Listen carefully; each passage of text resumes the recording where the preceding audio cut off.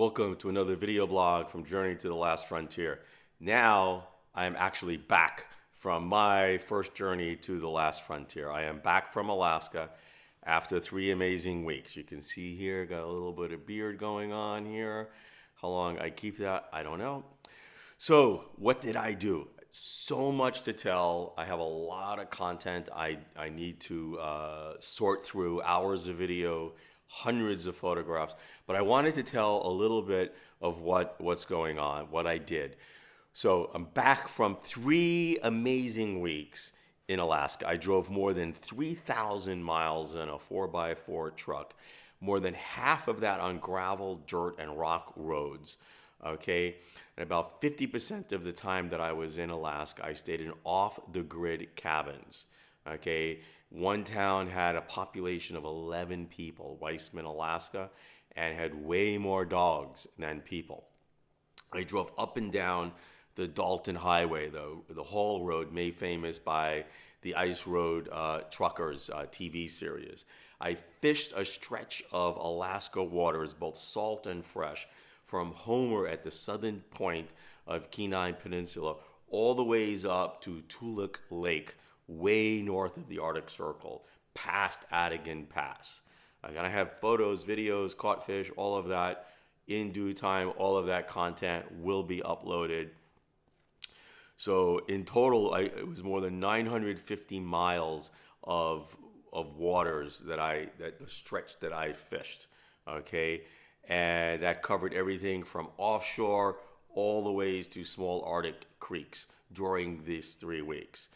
What did I catch? I got a lot of fish. Okay, I caught halibut, king salmon, rockfish, both red and black, rainbow trout, my personal best, 25 inches, dolly vardens, first time ever catching that species, Arctic grayling, same thing, first time ever catching those species. I caught those Arctic grayling both north and south of the Arctic Circle. They are obviously indigenous to the high latitudes. I caught a few hybrid trout that were really beautiful looking leopard patterns. Okay, I shipped nearly 30 pounds of fillets home, the halibut, rockfish, and king salmon. All of the trout and grayling were catch and release. I saw amazing wildlife in Alaska, from humpback whales while we were offshore fishing, and sea otters that were just chilling on their backs, eating clams or oysters, to bears and moose and eagles and Arctic terns and many, many more.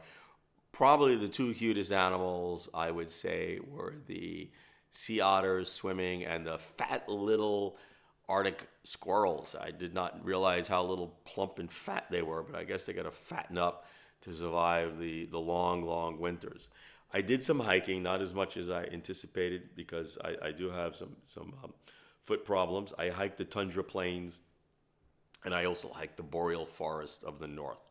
I hiked mountainous and glacial areas, both in Denali and in Kenai Fjords National Park. What else? I also hiked along the coastal areas of the Kenai Peninsula. So I did some hiking, nothing arduous, but it was a lot of fun. I certainly enjoyed the midnight sun and the summer solstices. I was in Fairbanks, Alaska for the Midnight Summer Festival, and I was north of the Arctic Circle in Weissman for the summer solstices. So it was a true 24-hour sun daylight at midnight. I have videos, I've already posted some short videos of that.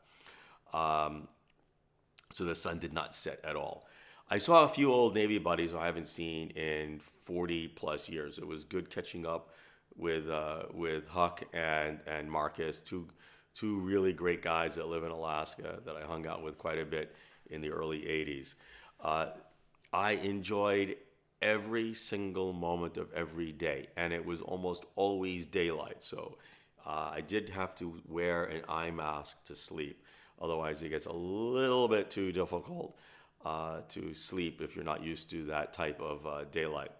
I thoroughly enjoyed local Alaskan and First Peoples cultures throughout the state. I did enjoy the museum at Anchorage and the Museum of the North in Fairbanks, as well as a few smaller local museums and displays throughout the state.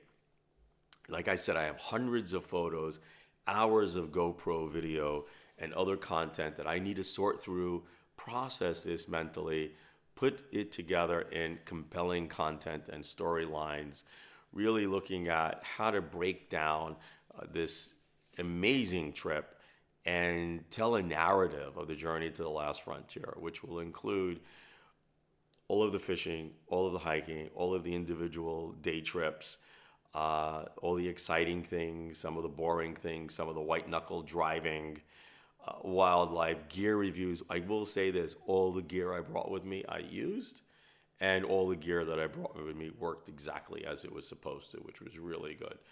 Um, all of that, had a great trip. I am really happy to be home and start working on this content and start planning for my trip in 2023 to the Amazon. But I want to get this one settled down and then start planning on the Amazon trip probably by the end of the summer. Until then, my friends, if you like this, please subscribe. I will be uploading a lot of content in the coming days and weeks and probably even months. I have that much content. So thank you, everybody, and stay tuned. There'll be more exciting stuff to come, probably without the beard in the next live video.